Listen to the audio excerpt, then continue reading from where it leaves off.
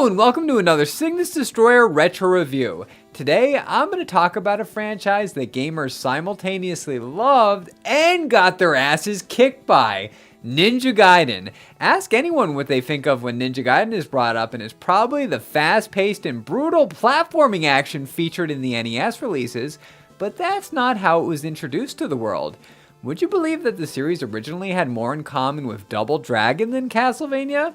It's true, and that's the entry that I'm going to focus on, the 1988 arcade beat-em-up! Just like the Nintendo titles, Ninja Gaiden, aka Ninja Ryukenden in Japan, and Shadow Warriors in the PAL regions, was published and developed by Tecmo in association with the Strong Team. It tells the story of... To be honest, I'm not entirely sure. Here's the one and only cutscene during the intro.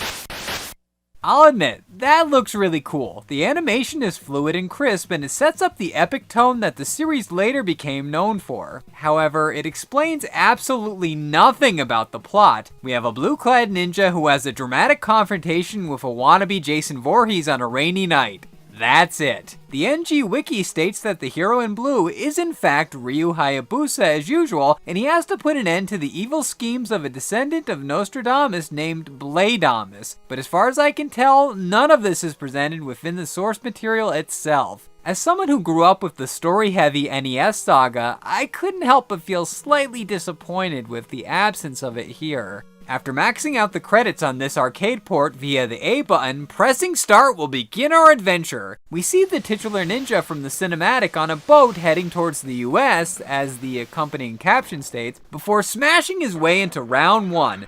I'll echo what I said about the opening cutscene. These level segues are a nice touch. That's definitely a step up from the NES, owing largely to the advanced hardware. The protagonist whirlwinds into the stage and away we go! The controls are very simple. A jumps, B punches and kicks, and spam the B button to perform combos. My favorite method of dispatching goons is the flying neck throw, which is performed by jumping over an opponent and pressing B while on top of them to fling them across the screen. The last major attack option involves the use of the bars that appear in certain spots around each area. Press L to latch onto them, and then B in a direction for the hang kick. This can come in very handy in clearing out large amounts of baddies. The baddies in this case include the previously seen hockey mask goons from the intro, as well as burly baton bashers that remind me of Randy Savage, Abobo meets Bane lumberjacks, black and white garbed Ryu clones, and bikers, among others. The same enemy types tend to repeat throughout Hayabusa's journey and do so in massive number, which is very impressive by 1988 standards, but also incredibly frustrating. But I'll get into that later. In regards to the overall presentation, Ninja Gaiden excels in the visual and audio departments. The sprites, backgrounds, and level layouts are all greatly detailed and feature quite advanced animation for a fairly early beat-em-up. Ryu's journey across America takes him from the cityscape to a very busy freeway in New York to the bright neon lights of Las Vegas and beyond, and the soundtrack fits the mood of each setting perfectly.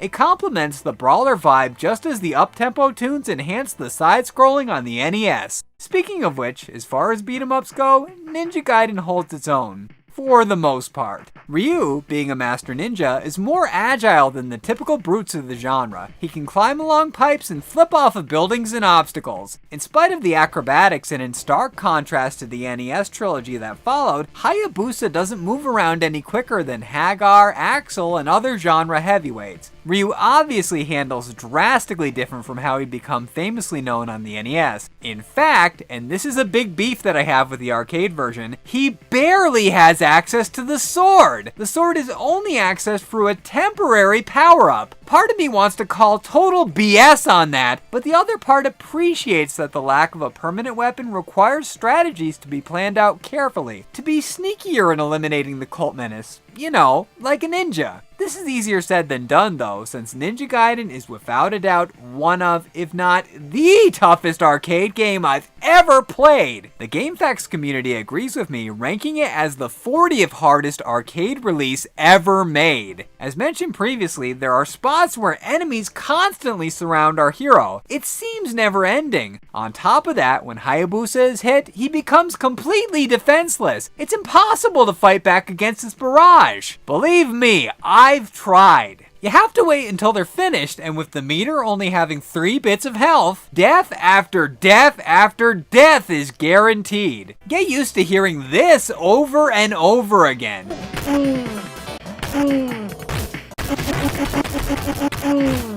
And seeing this iconic piece of nightmare fuel on a regular basis. I doubt I would have been able to get past round 3 or 4 if it wasn't for the infinite continues. On the other hand, the bosses at the end of each round aren't too difficult. The same techniques that apply to the regular foes work on these interesting characters. The first is a slapping sumo wrestler, and the second are basically the old WWF tag team, the Road Warriors. The bosses are recycled in later sections, but I don't hold that against Tecmo since I find them to be quite amusing, especially with their comical voice samples.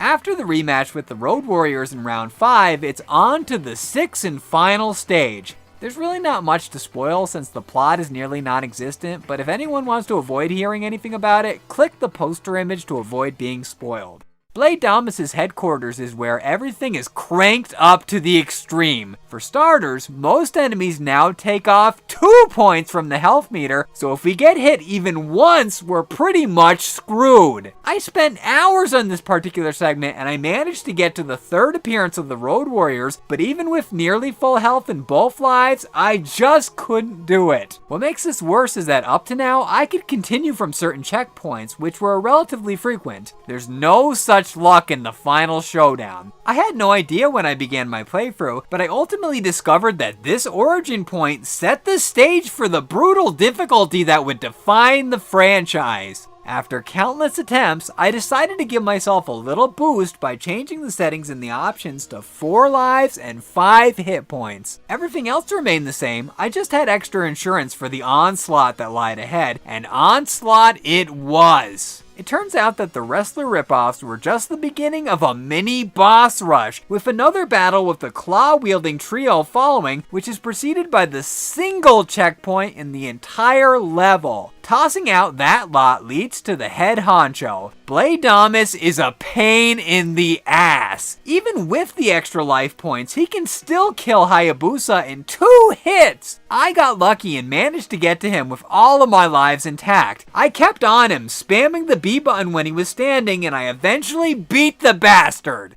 The ending is, well, hardly an ending. The protagonist heads back to Japan where he sits on a throne. That's it. Talk about anticlimactic. The music is pretty catchy, I guess, but it's not much of a reward for what I just went through.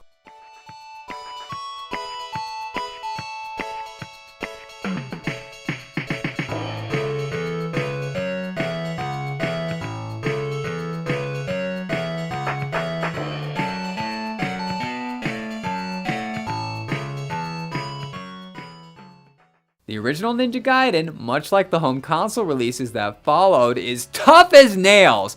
I mentioned that the NES version would kick the player's ass but leave them smiling and asking for more in my top 10 platformers video. Well, My ass was thoroughly kicked during my capture session with this, but I wasn't smiling. I was quite frustrated and pissed off, dropping F-bombs and other swears left and right, and deservedly so. In doing research for this review, I learned that the Japanese version is actually easier than what we got. Apparently, the damage given by the last level foes was increased when it was localized for the US. What the hell, Tecmo? I was ready to write this off and do a largely negative review on it, but I decided to cool off and come back to it later. The rest really put things in perspective, and I did much better on the second day. With that said though, in all honesty, I don't find this to be all that fun. Maybe I'm just spoiled by the brilliant brawlers that followed, such as my beloved Streets of Rage 2, but this just didn't keep me engaged throughout my time with it. Does that mean that it's bad? Of course it doesn't. It's a decent entry in the genre and deserves recognition for leading the way for an awesome set of NES side-scrollers. However, if I get the feeling to bash some pixelated skulls in, I'll stick with Double Dragon, Final Fight, Captain Commando, X-Men, and the aforementioned Sega Gem before going back to this. I would still recommend it for fans of the genre and fans of the franchise since it can be picked up for cheap on the Wii Virtual Console. It's worth checking out for the continue screen alone.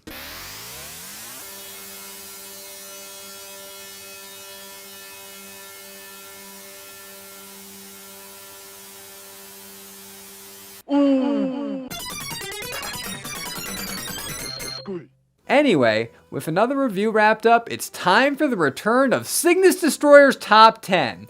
Come back next week to watch that, but until then, this is Matt signing out. Thanks for watching, everyone. Come back next week for another Cygnus Destroyer's Top 10, but until then, you can check out the videos on the screen. On the upper left-hand corner, that's the latest Innocent Till Proven Guilty on the Power Glove. Yes, the infamous Power Glove. It's so bad, like Lucas Barton said.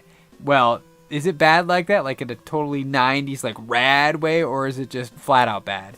Find out by clicking on that link right there on the upper left. Now, in the upper right-hand corner, that's the last LJN Defender on the Terminator 2 Super Nintendo games. It's a good episode. You should check it out, especially if you're a Terminator fan. I think you'll like it. Now, on the bottom left-hand corner, to get you ready for the next Cygnus Destroyer Top 10, how about the last Cygnus Destroyer Top 10 on the Top 10 NES platformers? I had a lot of fun putting that together, and I think you should have fun watching it. So check that out. And as always, for anybody who's new to my videos, you can click that red box over there, and that'll subscribe to the channel, and you'll be able to keep up to date with all of my current content. So like I said before, come back next week for the next Cygnus Destroyer Top 10. But until then, I'll talk to you guys later. Bye-bye!